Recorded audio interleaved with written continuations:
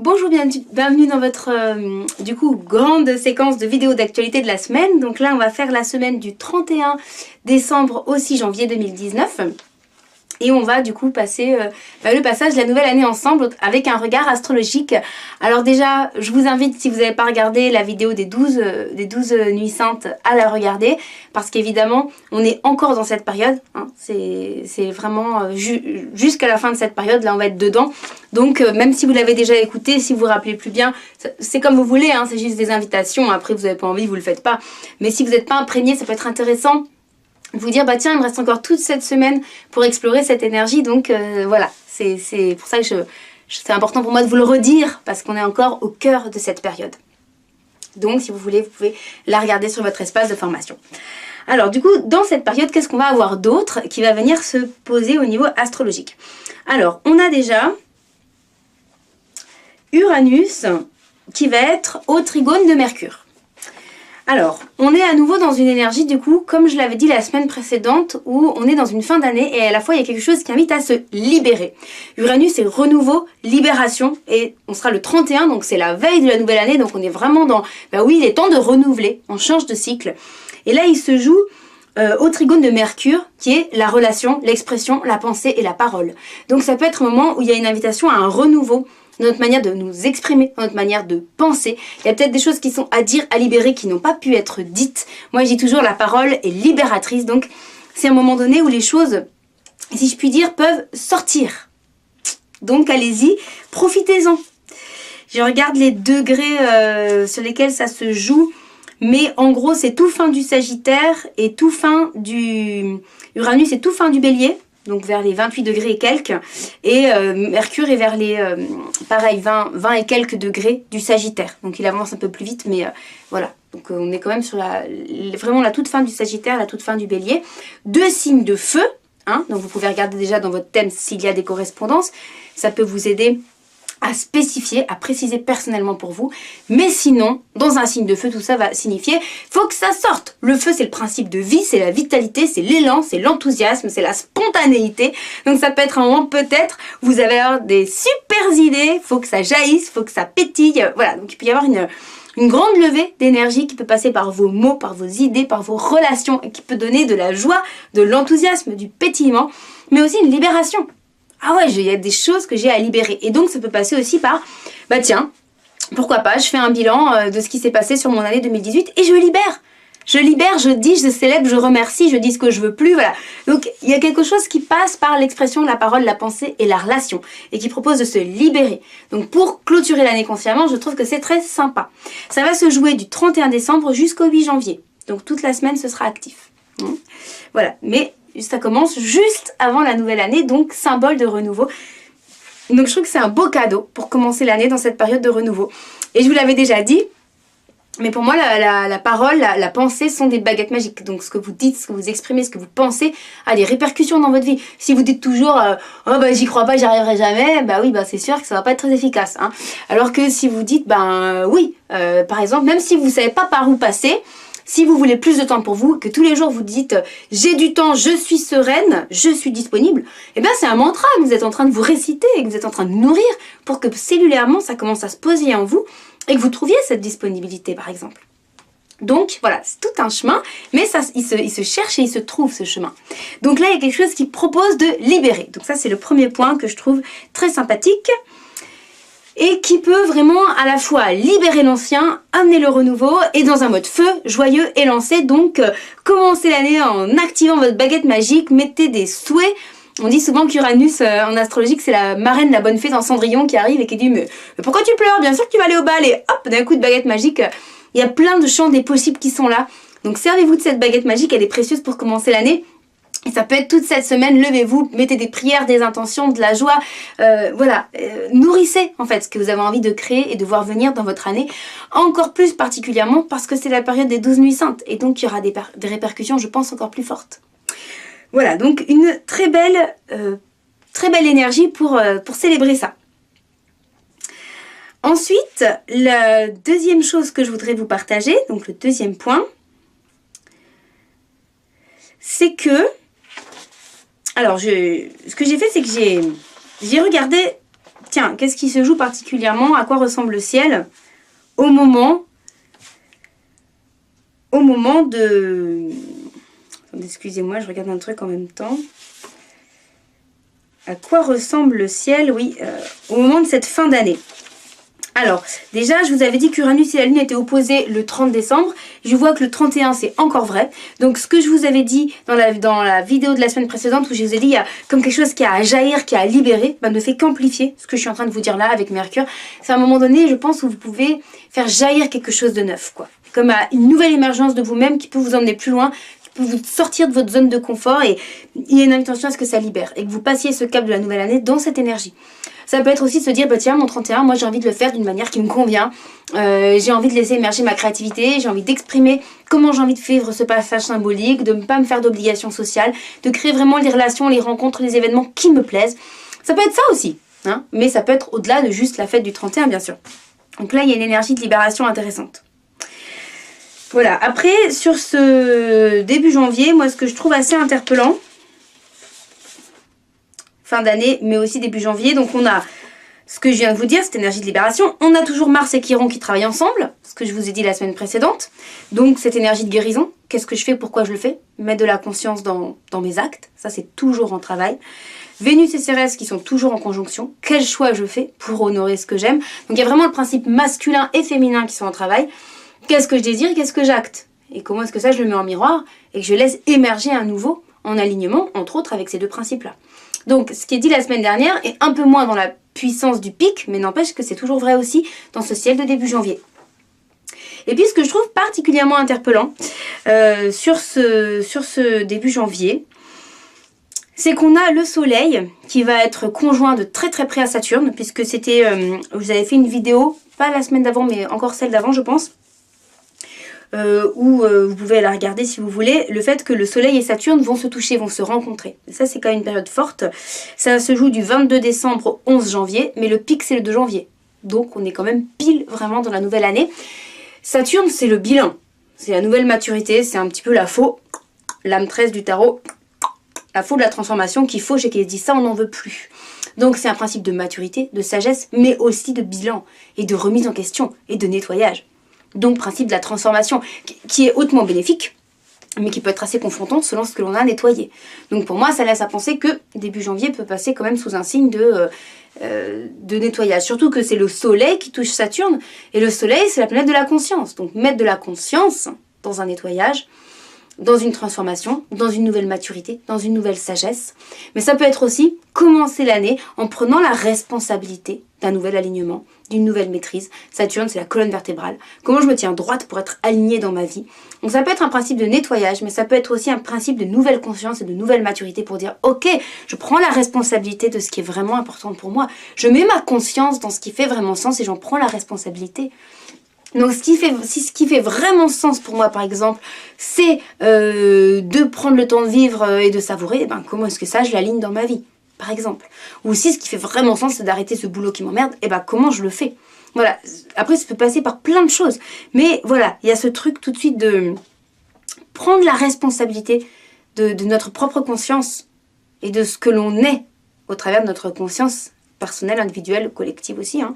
Mais donc, à la fois nettoyage, à la fois bilan, commencer l'année dans une nouvelle force, nouvelle maturité, nouvelle sagesse.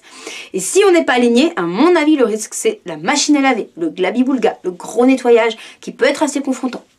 Surtout qu'en même temps, le Soleil va commencer une conjonction à Pluton. Saturne, c'est bilan, réajustement, et Pluton, c'est... Là, En gros, Saturne, on pourrait dire, allez, je repars à la cuisine. Non, Pluton, il dit, on pète tous les murs. Vous vous contentez pas d'un truc qui est, oui, je prends quelques résolutions à 2 balles, et puis ça change rien. Non. Hein. Donc il y a le pic avec Saturne tout début d'année et la conjonction à Pluton qui va intensifier le truc qui commence en même temps le 1er janvier. Donc, et la conjonction de Pluton, elle va se jouer du 1er janvier au 20-21 janvier. Donc ça va avoir des répercussions plus longues. Et le pic sera le 11 janvier. Voilà, donc je pourrais vous en retoucher un mot dans la semaine en correspondance.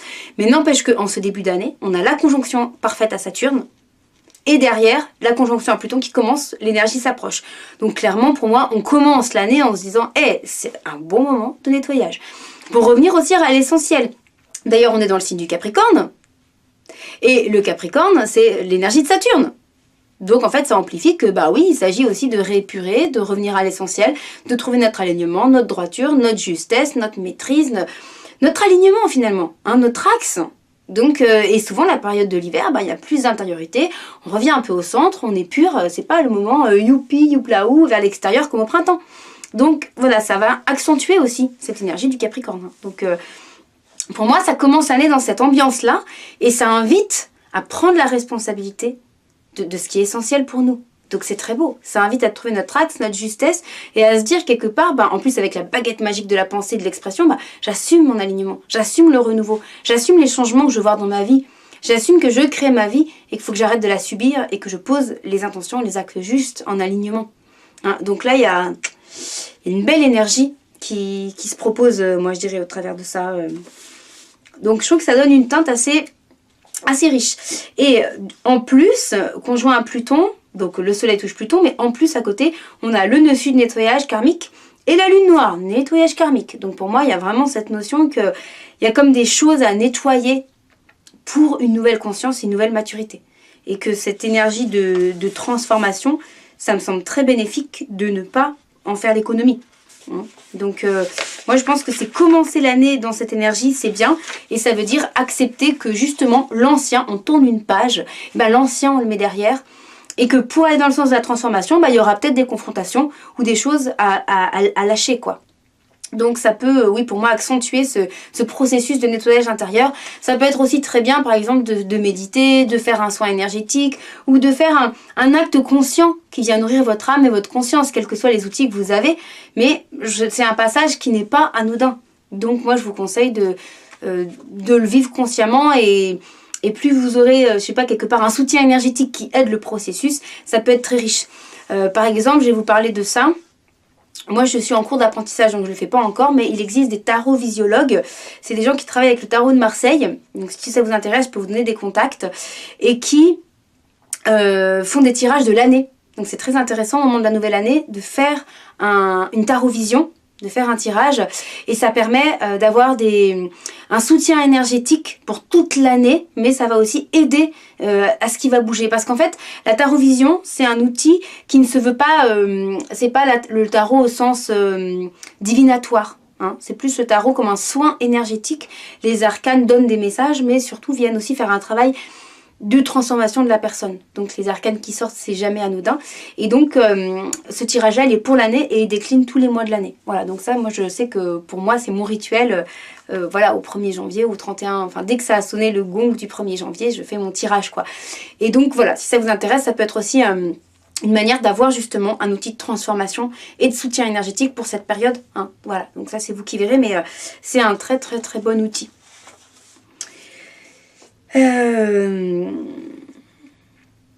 Voilà, donc pour ce début d'année, moi je dirais qu'il y a quand même cette notion qui... attendez, je vais prendre la bonne feuille sous les yeux, ce sera mieux.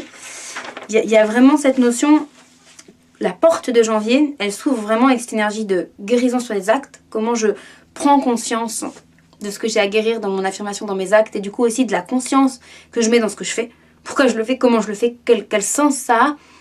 Et d'ailleurs, Mars sera sorti du poisson, il sera en bélier.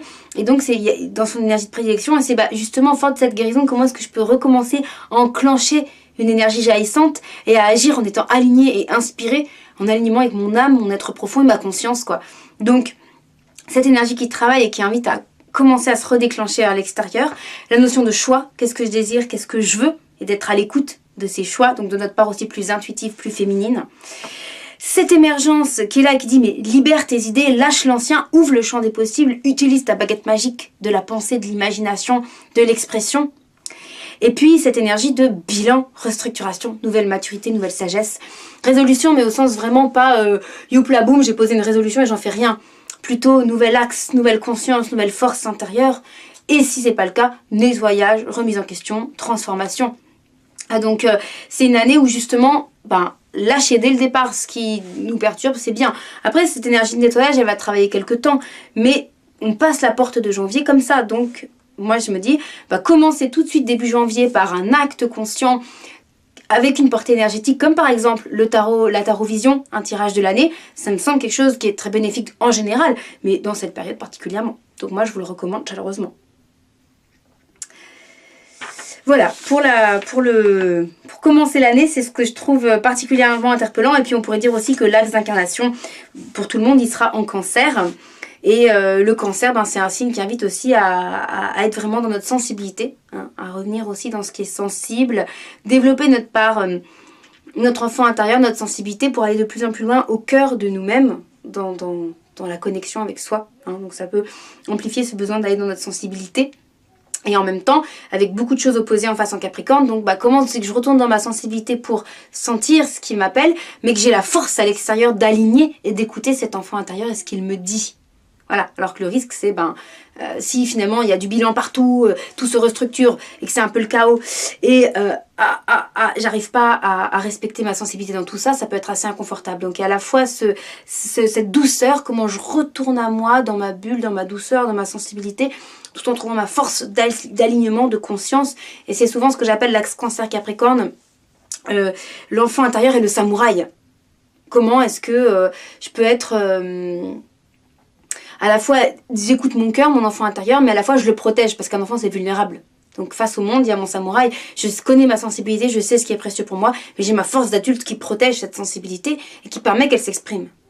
Voilà. Donc, si par exemple, moi, j'aime la nature, eh ben, je pourrais être très malheureuse de voir tout ce qui se passe de mauvais, entre guillemets, de mal par rapport à l'écologie, la nature, etc. Mais moi, je peux aussi choisir d'assumer cette sensibilité, d'en parler, de vivre dans l'environnement, de communiquer avec les arbres, de vivre dans la nature, de célébrer, de nourrir cette énergie de sensibilité qui est moi et de prendre la responsabilité pour l'assumer à l'extérieur. Et pas être blessé en étant au milieu du chaos, mais en nourrissant, au contraire, des espaces qui sont sains, qui sont beaux, qui sont sauvages et où je vais me ressourcer et nourrir une énergie de force pour transmettre cette énergie de conscience. Bon. C'est un exemple, mais pour moi, le cancer Capricorne, il parle de ça. Comment est-ce que la sensibilité ne devient pas une vulnérabilité, une faiblesse, mais une porte ouverte de conscience pour prendre la responsabilité de la force qu'on veut dans le monde en alignement avec cette sensibilité intérieure. Sinon, c'est un passage en force, mais c'est désaligné de notre centre. Voilà, donc là, il y a quelque chose aussi comme ça qui travaille sur cette période du 1er janvier. Équilibre entre sensibilité et force. Avec quand même un gros nettoyage. Mais ce nettoyage, il est pour permettre aussi peut-être d'enlever des carapaces, des coques, et d'aller au cœur, au centre de notre sensibilité. Donc je vous souhaite un très beau passage en conscience pour cette année. Et puis, alors, qu'est-ce que j'avais prévu d'autre? Eh bien, il y a la nouvelle lune qui aura lieu le 6 janvier, donc plutôt à la fin de cette semaine. La nouvelle lune, alors attendez, j'arrive pas à trouver mon papier, j'en ai tellement... La nouvelle lune, donc le 6 janvier, qui aura lieu en Capricorne, à peu près à la moitié du Capricorne, aux alentours de 15-20 degrés. Alors, la nouvelle lune, vous vous rappelez, c'est le départ d'un nouveau cycle, c'est une nouvelle lunaison, hein, c'est le soleil et la lune qui se rencontrent et qui se fécondent pour tout le cycle à venir. La lune est plus rapide, elle va emmener la semence du soleil dans tout le mois à venir. Donc c'est toujours un moment un petit peu quelque part de fécondation, de démarrage, de commencement. Ce sera la clôture des 12 nuits saintes, le jour de quintessence, et en plus il y a la fécondation en même temps de la lune et du soleil. Donc c'est quand même un joli cadeau. Tout ça du coup dans le signe du Capricorne, donc encore un moment je dirais à revenir à l'essentiel, réaligner ce qui est important pour nous, prendre nos responsabilités, voilà, trouver notre axe, notre centre, notre sagesse, notre maturité intérieure. Un bon moment peut-être aussi, pourquoi pas, pour prendre des décisions, pour restructurer, réaligner, décider. Et cette nouvelle lune, en plus, elle est complètement entre Saturne et Pluton, ces deux énergies de restructuration dont je vous ai parlé, et de bilan et de transformation. Donc pour moi, cette nouvelle lune, elle va aussi travailler en synergie avec, c'est un cycle de transformation. Un janvier me semble commencer sous l'énergie de la transformation. Donc il y a quelque chose qui va aller dans ce sens-là, je pense, et qui va se poser aussi au moment de la nouvelle lune. Ce germe de la nouvelle lune, c'est une graine quelque part qu'on met en terre et qui va croître tout au long du cycle. On pourrait dire que là, c'est la graine. Là, elle commence, par exemple, à percer la terre. Là, mettons, elle donne une fleur. Et puis là, mettons, elle donne un fruit. Et puis après, c'est le retour à la terre. Hein. C'est un cycle accéléré. C'est rapide, le cycle lunaire. Mais n'empêche que ce qui se passe au début de la lunaison, moi, je vous invite à prendre un cahier, à le noter, à observer ce qui se passe pour vous, parce que peut-être, justement, vous calculerez un peu plus les répercussions qu'il y a eu dans tout le cycle, particulièrement au moment de la pleine lune, parce que là, c'est le départ du cycle, la pleine lune, c'est l'apogée. Donc c'est, tiens, ce qui a émergé là, j'en suis où dans ce cycle? Donc j'en suis où à la graine que j'ai semée? Donc aussi les remises en question du Capricorne, le bilan, les prises de décision, les prises de responsabilité, les remises en question, les choses qui sont transformées pour trouver un nouvel axe, une nouvelle force, une nouvelle maturité Capricorne. Donc une nouvelle lune qui pour moi va vraiment aussi quand même dans ce sens-là de nettoyage, bilan, transformation, remise en question au service d'une nouvelle conscience, maturité et sagesse. Et on en a tous vraiment besoin de cette conscience. On a besoin que chacun prenne la responsabilité de sa part dans la conscience collective parce qu'il y a vraiment besoin de changements profonds pour que tout simplement la Terre reste viable au vu de ce que l'on fait et de comment on vit. Tout simplement déjà. Si on parle même sur chose de base quoi. Donc on a quand même un mode de fonctionnement qui est complètement incohérent avec l'écosystème, la vie sur Terre, quoi. On est un peu des extraterrestres, les humains, tellement on est déconnectés du principe du vivant autour de nous dans ces modes de vie modernes, quoi. Donc c'est à chacun de faire son petit colibri et de faire sa part avec son niveau de conscience, mais voilà, cette notion de responsabilité me semble précieuse.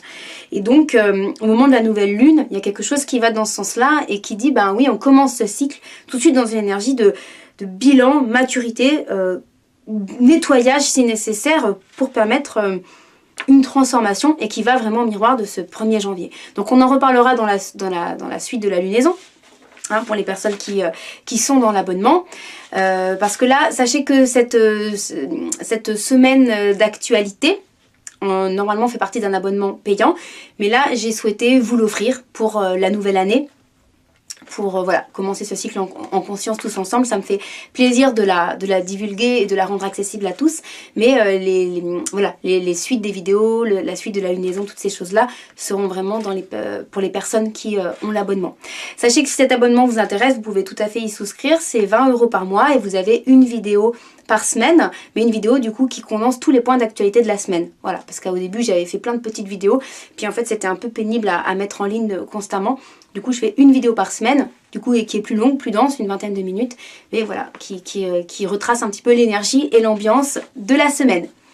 Alors belle exploration à vous de cette semaine qui est vraiment la fin, encore le cœur et la fin en même temps de cette période des 12 nuits saintes. Belle épiphanie à vous, belle rencontre avec vos rois mages intérieurs, avec vos astres, vos étoiles qui vous guident. Et à bientôt pour une prochaine vidéo. Je vous souhaite vraiment de démarrer l'année en conscience dans cette énergie de transformation qui est là pour nous tous et à la fois de libération. À bientôt!